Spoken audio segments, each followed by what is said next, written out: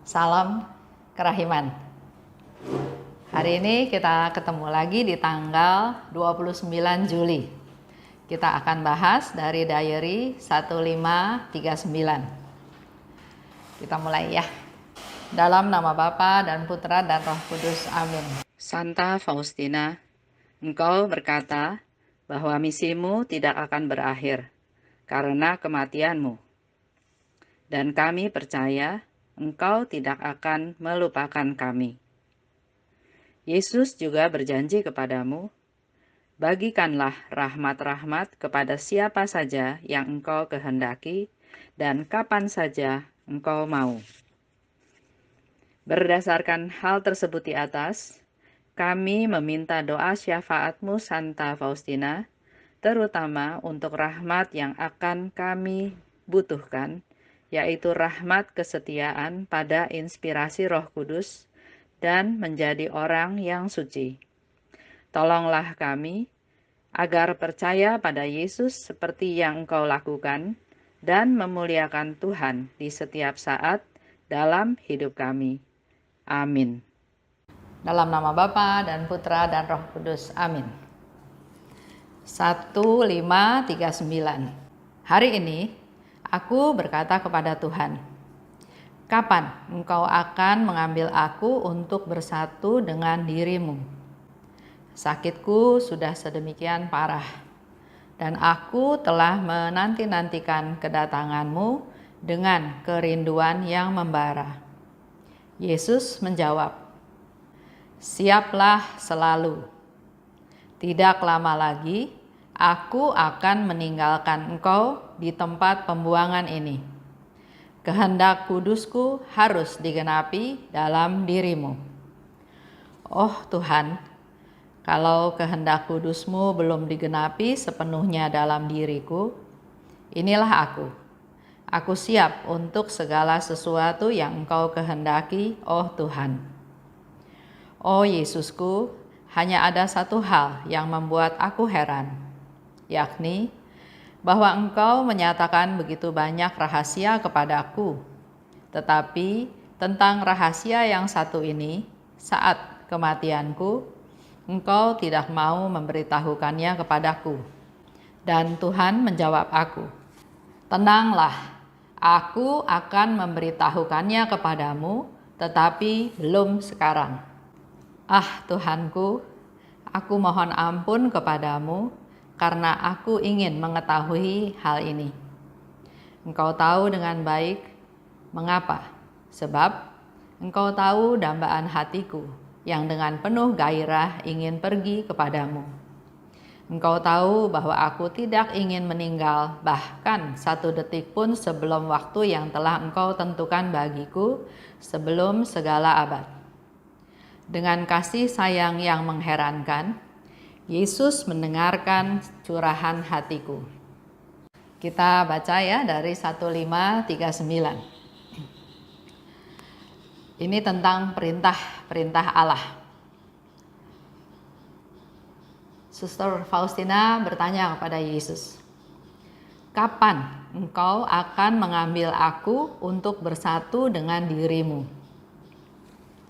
Pertanyaan ini wajar, karena selain kerinduan yang begitu besar dari Suster Faustina, dia juga mengalami sakit yang sudah begitu parah. Sudah demikian berat ya, parah. Jadi harusnya waktunya nggak lama lagi. Tapi ini bukan ungkapan putus asa ya. Lain dengan ada orang yang, aduh Tuhan, saya udah sakit, saya menderita sakit, saya udah nggak tahan menderita sakit. Udah Tuhan ambil aja nyawa saya. Beda ya. Suster Faustina bukan karena keputusasaan atau karena putus asa atau karena nggak mau menderita lagi lama-lama, tapi dia punya keinginan yang lebih, yaitu dia ingin secepatnya bisa bersatu dengan Tuhan. Dan Yesus katakan, siaplah selalu. Ini juga, pesan ini juga berlaku untuk kita semua ya. Suatu hari kita juga akan meninggal.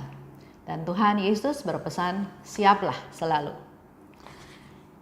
Tidak lama lagi, aku akan meninggalkan engkau di tempat pembuangan ini. Jadi waktunya nggak lama lagi. Tapi kehendak kudusku harus digenapi dalam dirimu.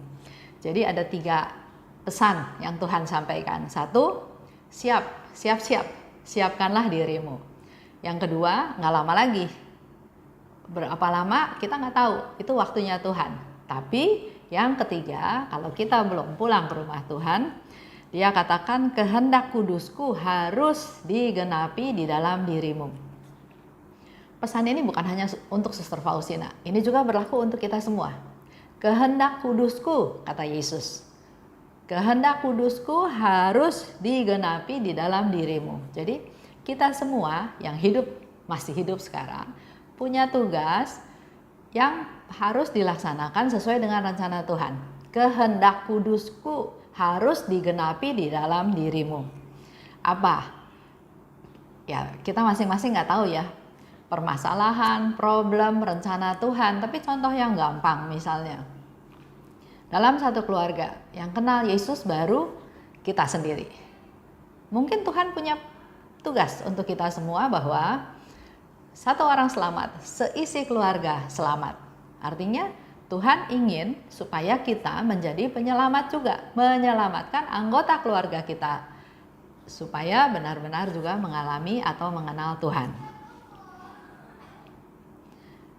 Di situ Suster Faustina katakan lagi, aku heran. Saat kematianku, engkau tidak memberitahukan padaku. Karena Faustina katakan begitu banyak rahmat ya, begitu banyak rahmat yang Tuhan berikan, informasikan, kasih tahu ke Suster Faustina. Tapi satu hal yang tentang kematian yang Suster Faustina, Yesus nggak kasih tahu. Cuma bilang, siap-siaplah, sebentar lagi. Dikatakan lagi oleh Yesus, tenanglah. Aku akan memberitahukan kepadamu, tapi bukan sekarang. Jadi Tuhan juga kasih jawaban ya, tenanglah. Tapi bukan sekarang, dia akan kasih tahu. Kalau kita tahu doa Santa Brigida, yang doa 15 kali Bapa Kami dan 15 kali Salam Maria setiap hari sepanjang tahun, itu salah satu janjinya, kalau nggak salah juga menyebutkan bahwa kita akan seperti dikasih tahu kurang lebih 2 minggu sebelum nanti kita meninggal. Jadi ada tanda-tanda, ada momen mungkin ya yang akan terjadi di mana akhirnya kita tahu kita masuk ke persiapan ke sana. Yang saya tahu adalah sharing dari pastor atau dari teman-teman yang anggota keluarganya meninggal. Ternyata pastor itu pernah bilang bahwa biasanya orang yang mau meninggal itu menunjukkan ciri-ciri atau tingkah laku atau kata-kata yang baik. Kedua, yang nggak biasa dilakukan. Contoh ya, ada satu teman, istrinya sakit. Dia begitu stres, begitu kaget karena istrinya sakit. Tapi tanpa dia sadari, dia menyiapkan obat-obatan yang harus diminum oleh istrinya. Ini kapan diminumnya, pagi berapa obat, siang berapa, malam berapa. Jadi dia udah atur semuanya, padahal dia sehat. Yang sakit itu istrinya. Tapi di situ ternyata setelah dia atur semuanya, taunya malah suaminya yang meninggal, mendadak. Meninggal, selesai, udah. Dan kalau kita review lagi ke belakang, ternyata dia mungkin sudah punya perasaan, punya feeling ya, sehingga dialah yang menyiapkan obat-obat untuk istrinya. Itu satu cerita. Cerita yang lain, ada satu ibu, dia mau pergi rekoleksi, retret ya. Biasanya nggak ada perubahan apa-apa. Tapi waktu itu setelah kejadian ya, teman-teman semua banyak yang bercerita. Misalnya besok mau pergi retret, malam hari ini tuh kita kumpul. Ada perayaan Ekaristi, ada menyambut komuni. Nah, beberapa teman sudah berkomentar, si ibu ini kok pandangannya kayaknya kosong. Ya. Terus yang kedua, ternyata sebelum dia pergi retret, dia sudah pesan. Dia pesan kepada tetangganya, kepada orang sekitarnya, pesan-pesan yang antara lain kamu harus berbuat baik, kamu harus damai sama orang lain, nasihat-nasihat sesuatu hal yang baik. Dan setelah itu dia meninggal. Jadi ada tanda ya, sebetulnya ada tanda, cuma kita tahunya setelah dia meninggal. Nah, di sini dikatakan lagi, Suster Faustina bilang lagi sama Yesus bahwa Tuhan, Engkau tahu bahwa aku tidak ingin meninggal sedetik lebih cepat dari yang seharusnya. Jadi bukan karena dia mengalami penderitaan terus dia bilang, Tuhan udah secepatnya aja angkat penderitaan saya, udah saya meninggal, saya nggak usah menderita lagi. Bukan itu ya, tapi yang diinginkan oleh Suster Faustina itu adalah dia ingin tahu saatnya kapan. Tapi dia juga konfirmasi lagi sama Tuhan Yesus bahwa bukan kepengen cepat, tapi bahkan dia bilang sedetik lebih cepat aja dia nggak mau. Dia betul-betul berserah, bersandar pada rencana Tuhan. Dengan kasih sayang yang mengherankan, Yesus mendengarkan curahan isi hatiku. Di sini Suster Faustina juga mau menginformasikan kepada kita semua ya, bahwa Allah itu punya banyak waktu buat kita, asal kitanya datang. Jadi nggak mungkin Tuhan itu nggak ada waktu untuk kita. Dia maha kasih, maha kuasa, maha murah, maha pengampun, maha rahim. Yang sering terjadi adalah kitanya yang nggak punya waktu untuk Tuhan. Ya, di sini Suster Faustina bilang bahwa dengan kasih sayang yang mengherankan. Jadi suatu dialog antara Suster Faustina dengan Tuhan, dialog yang sangat akrab, sangat mesra, sangat pribadi, yang dia juga heran, kok Tuhan bisa mencurahkan kasih sayangnya yang sedemikian rupa, mendengarkan curahan isi hatinya Suster Faustina. Nah, sekarang coba kita refleksi ke diri kita masing-masing. Bagaimana dengan kita? Tuhan masih kasih kita waktu ya, masih kasih kita kesehatan, masih kasih kita aktivitas, masih kasih kita PR barangkali ya, masih kasih juga kesempatan kita untuk berencana, melakukan ini, melakukan itu ya. Banyak hal yang Tuhan berikan pada kita.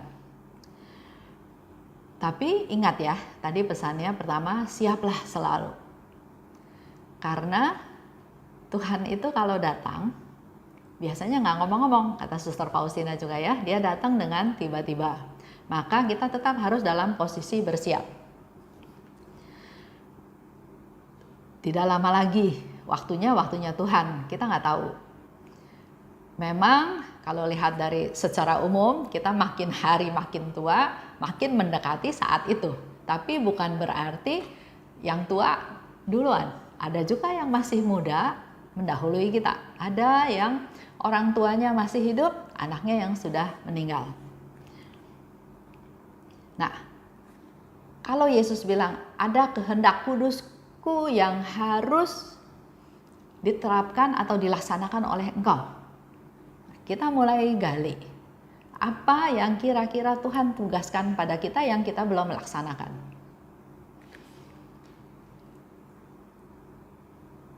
Misalnya, kita sudah tahu tentang devosi kepada kerahiman ilahi. Kita sudah tahu Tuhan itu sangat peduli kepada jiwa-jiwa di purgatorium, kepada jiwa-jiwa yang malang, kepada jiwa-jiwa yang nggak siap, kepada jiwa-jiwa yang sekarat. Mari kita berdoa untuk jiwa-jiwa yang malang, khususnya yang di purgatorium. Atau kalau dengar beberapa hari yang lalu cerita Maria Sima, ada jiwa yang belum bisa masuk ke situ ya. Kita bisa persembahkan misa buat mereka.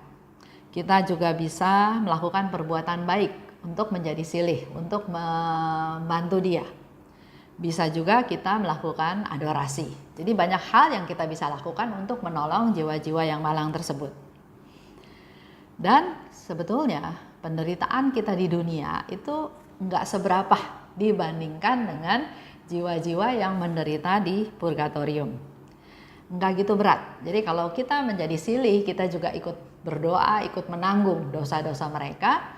selain kita meringankan beban mereka, dosa kita pun secara perlahan, secara step by step itu pun dihapuskan, dikurangi. Dengan banyak berbuat baik, maka dosa-dosa kita pun dihapus. Jadi membersihkan kita dari dosa-dosa kita. Kehidupan di dunia hanya untuk memperoleh jalan masuk ke surga. Oleh sebab itu, kita manfaatkan waktu yang ada sebaik mungkin supaya kita kalau nanti pulang, kita sudah pasti ada di surga. Contoh, nah ini cerita lagi contoh Maria Sima lagi ya. Ada yang datang, ada jiwa malang datang ke ke Maria Sima. Maria Sima bukan suster ya, karena dia sudah apply ke 3 biara untuk jadi suster, tapi ditolak karena kondisi fisiknya yang sangat lemah. Jadi ada jiwa yang malang datang ke Maria Sima. Maria Sima tanya, apa yang engkau inginkan dariku? Jiwa itu bilang, persembahkan 3 misa untuk aku supaya aku bebas. Keadaan ini, situasi ini menyenangkan Maria Sima. Bukan menakutkan, bukan ditolak, bukan dihindar, bukan kenapa kamu datang ke saya, kenapa nggak datang ke orang lain ya. Tapi Maria Sima bilang ini menyenangkan hatiku. Karena pertama, dia bisa menolong jiwa yang malang tersebut. Dan yang kedua, dari sharing iman ini, Maria Sima juga secara tidak langsung menolong kita-kita yang masih hidup. Supaya kita-kita juga peduli kepada jiwa yang malang. Supaya kita juga kalau nanti udah meninggal, jangan jadi jiwa yang malang.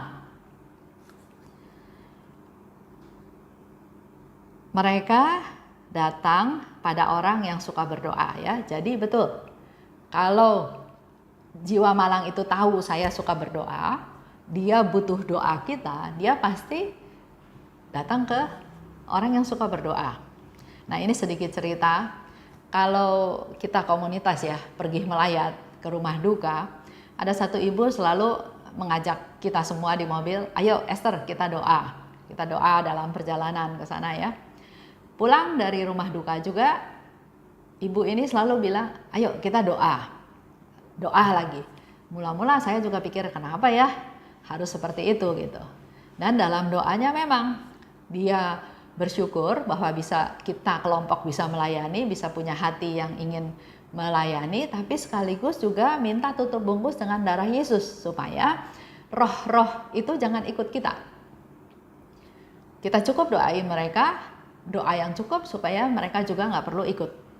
Nah kalau bicara ini, saya pernah baca buku diary-nya Suster Faustina ya, saya lupa nomor berapa. Waktu itu Suster Faustina lagi ditugaskan sebagai penjaga pintu. Jadi kalau ada suster yang meninggal, dia lihat tuh beberapa suster mengiringi suster yang meninggal itu ke pemakaman. Nah nanti kalau sore sudah pulang, dia lihat suster-suster yang dari pemakaman itu pulang. Tapi di belakangnya dia lihat lagi, ada jiwa-jiwa yang mengikuti suster-suster ini. Dan di situ Suster Faustina tahu, oh inilah jiwa-jiwa malang yang perlu dibutuhkan. Dia ikut sama pendoa supaya dia juga kebagian didoakan, karena dia sendiri udah nggak bisa berdoa, dia membutuhkan doa-doa kita yang masih hidup. Nah, selain datang kepada yang suka berdoa, juga kepada mereka yang peka, ya. Contoh, di satu ruangan ada suara ketok-ketok pintu atau ketok-ketok jendela.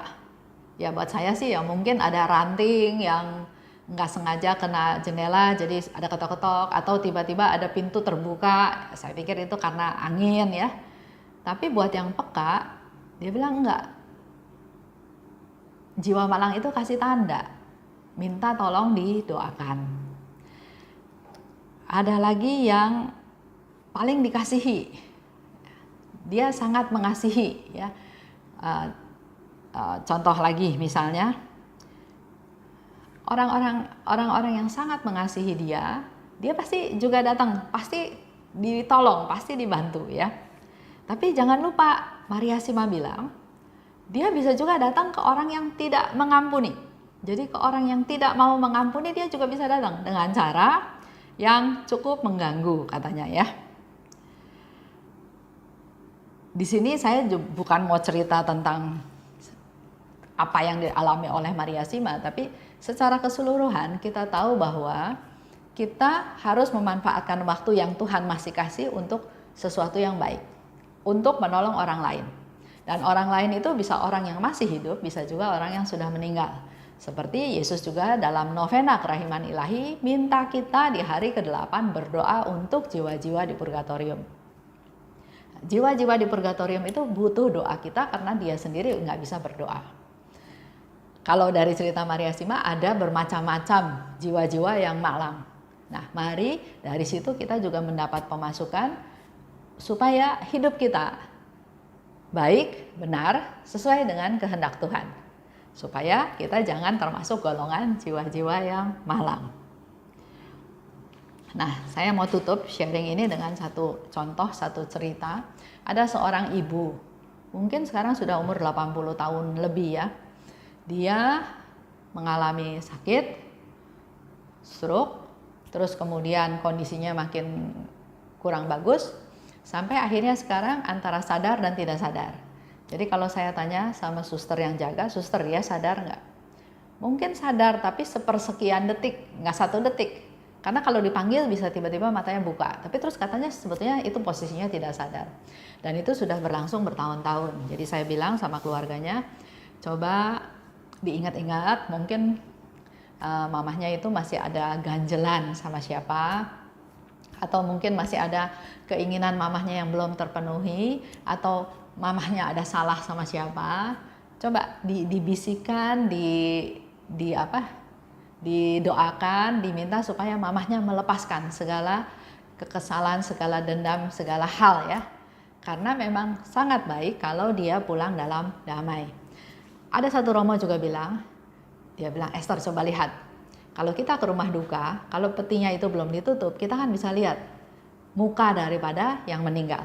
Ada yang mukanya damai, tenang, cantik ya, seperti orang lagi tidur. Tapi ada juga yang mukanya keras, mungkin sedikit menyeramkan ya.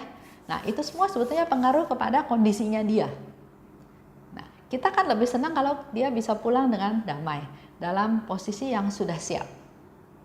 Nah, maka untuk orang-orang seperti itu kita harus lebih banyak berdoa supaya dia benar-benar bisa melepaskan segala hal yang menjadi ganjalan dia.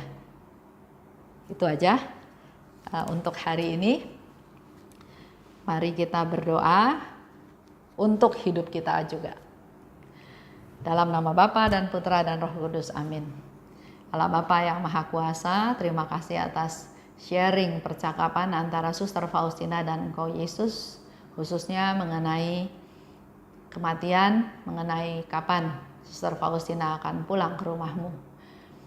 Terima kasih atas pesan-pesan, atas perintah-perintahmu yang Kau berikan kepada Suster Faustina, juga sekaligus berlaku untuk kami semua.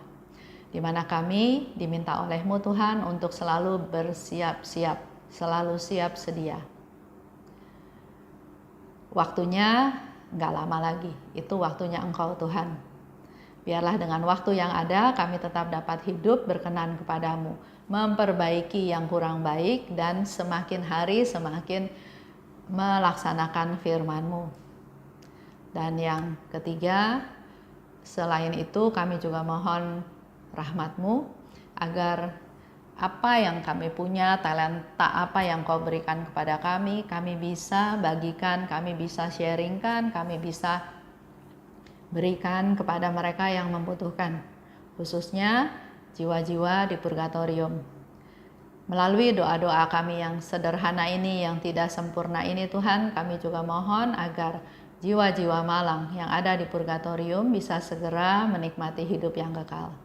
Kami berdoa untuk para leluhur kami, saudara kami, keluarga kami yang sudah meninggal, yang sudah mendahului kami, supaya mereka semua juga diampuni segala kesalahan dan dosanya, dan mereka segera boleh menikmati hidup kekal bersama Engkau.